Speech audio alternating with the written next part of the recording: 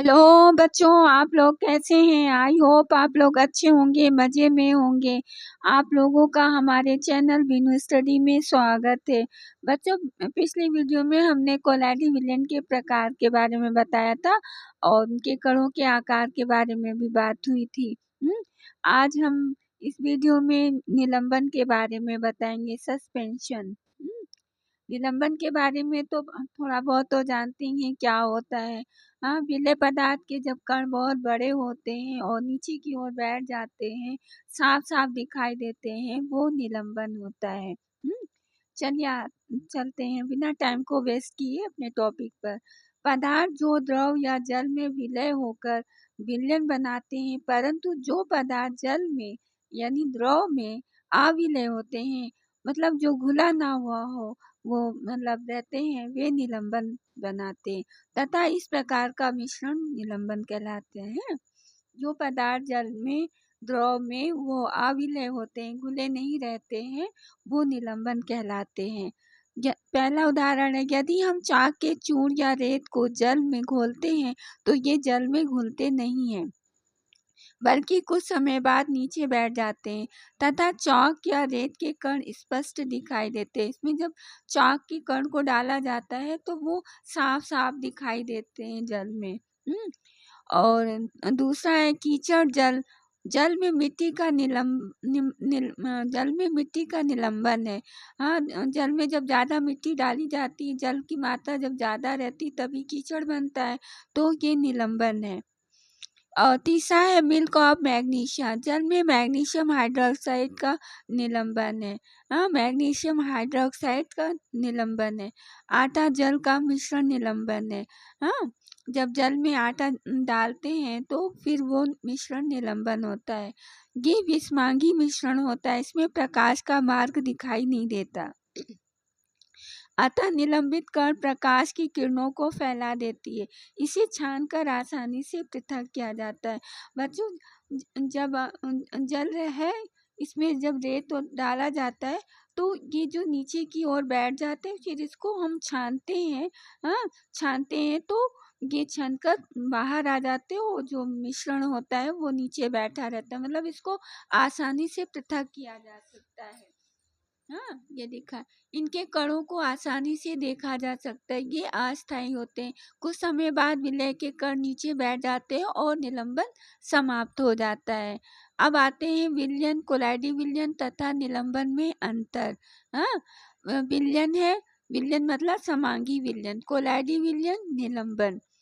पहला नंबर आता है, इसमें विलय के कणों का आकार 10⁻⁻10 मीटर मतलब 1 mm से भी छोटा होता है, मतलब 10 के घाते -10 हाँ होता है। समझिए कि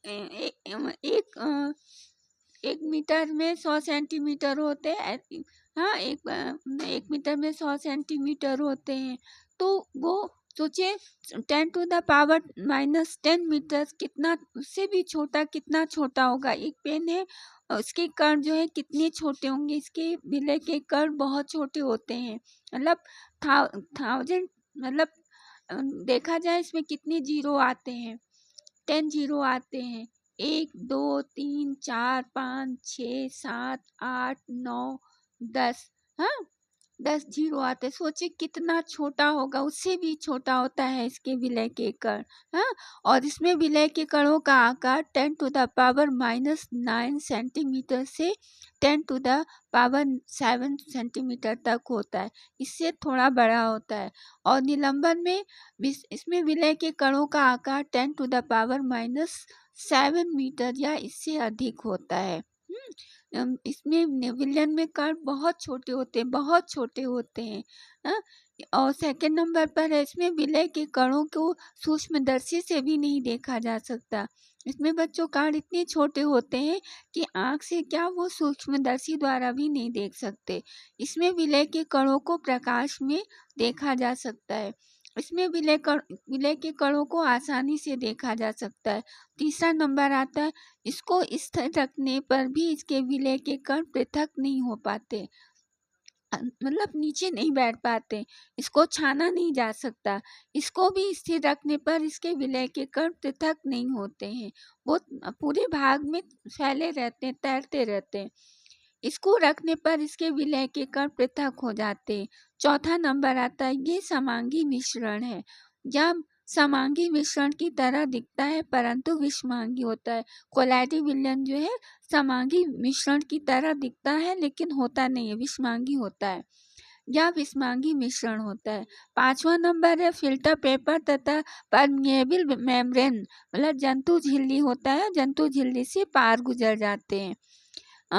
फिल्टर पेपर से पार गुजर जाते हैं लेकिन जंतु झिल्ली मतलब परमिएबल मेम्ब्रेन से नहीं निकल पाते।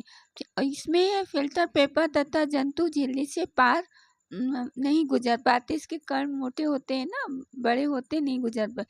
इसका उदाहरण पानी में चीनी, इसका उदाहरण है दूध, रक्त, स्याही, इसका उदाहरण है पानी एवं रेत।